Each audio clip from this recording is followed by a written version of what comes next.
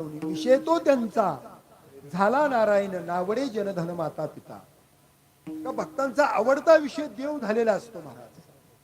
म्हणून अनेक संत महात्म्यांची उदाहरण देता येतील. शबरीच्या जीवनामध्ये सुद्धा आवडता विषय काय झाला? देवच झाला.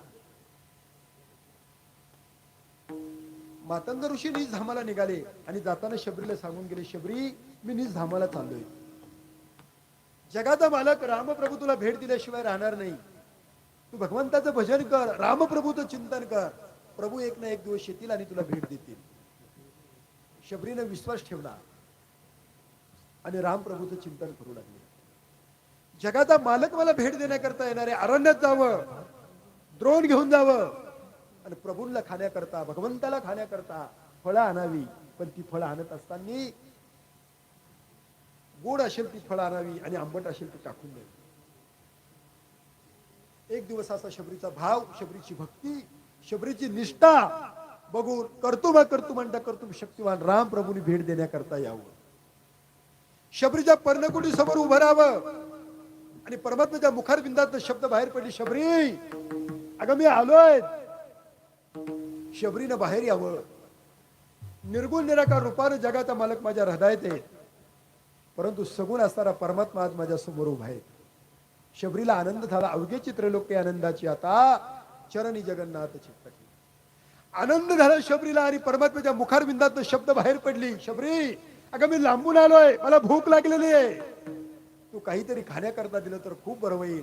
शबरीनं पर्णकुटीमध्ये जावं, फळांनी भरलेला द्रोण आणला आणि जगाच्या मालकाच्या समोर ठेवला. परमात्म्याने ती फळं खाण्याकरता सुरुवात केली.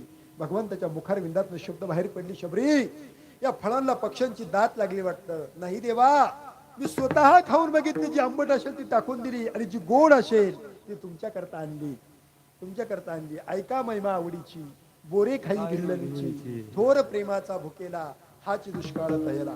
शबरीची उष्ट फळं जगाच्या मालकाने खाल्ली, परमात्म्याने फळं खाल्ली. याचं एकच कारण आहे, ज्यांचा आवडता देव अखंडित प्रेम भाव. माणसाचा आवडता विषय देव झालेला पाहिजे. मग अखंडित प्रेम भाव याचा अर्थ असा आहे का आपण दुसऱ्यावरती प्रेम करणं आणि दुसऱ्याने आपल्यावरती प्रेम करणं. पत्नीनं पतीवरती प्रेम करणं आणि पतीनं पत्नीवरती प्रेम करणं. शिष्यानं गुरुवरती प्रेम करणं, गुरुनं शिष्यावरती प्रेम करणं. भक्ताने देवावर प्रेम करणं, देवाने भक्तावर प्रेम करणं. भक्त स्वतःहून देवाकडं जावं, भक्तांनी स्वतःहून देवाकडे जावं आणि देवानं स्वतःहून भक्ताकडे यावं.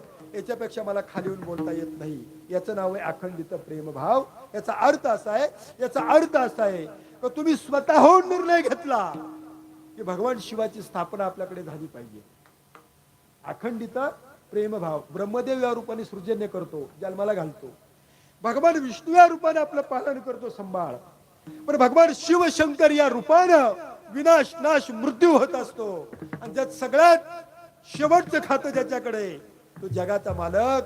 त्याला भोळा या नावानं संबोधलं गेलंय, भोळा या नावानं त्याला ओळखलं गेलंय. मग महाराज, जो भोळा आहे तो चक्रवर्ती कसा, जो चक्रवर्ती तो भोळा कसा, याचा मला विस्तार करायचा नाही. परंतु जगाच्या पाठीवर पटकन प्रसन्न होणारा भोळा देव कोण असेल तर ते शिवतत्व आहे. आणि शिवतत्व शांतीब्रह्म नाथ महाराजांच्या संपर्कात आलं, महाराजांनी आजमावलं, त्याचा अनुभव घेतला आणि तो अनुभव या जगापुढे ठेवला. आणि तोच अनुभव तुम्ही डोळ्यासमोर ठेवून मार्ग दावून गेले आधी दयानिधी. त्या संतांच्या मार्गाने तुम्ही परमार्थाची वाटचाल करत असताना तुमचा आवडता विषय देव बनला. आणि तो देव भगवान शिवशंकर किंबहुना शिवतत्व आपल्या गावात आलेलं.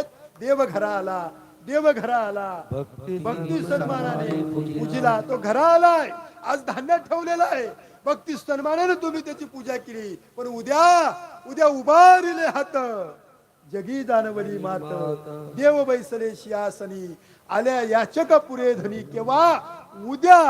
याला एकच कारण आहे, या गावाचा आवडता विषय देव बनला. याला म्हणायचं ज्यांचा आवडता देव अखंडित प्रेम. ठीक आहे तुकोबराय, भक्तिशास्त्राच्या दृष्टीने आम्हाला संत कळाले, पण व्यवहाराच्या दृष्टीने संत कसे आहेत आम्हाला सांगा. महाराज अभंगाच्या 3ऱ्या चरणात सांगतात. तीच भाग्यवंत तीच भाग्यवंत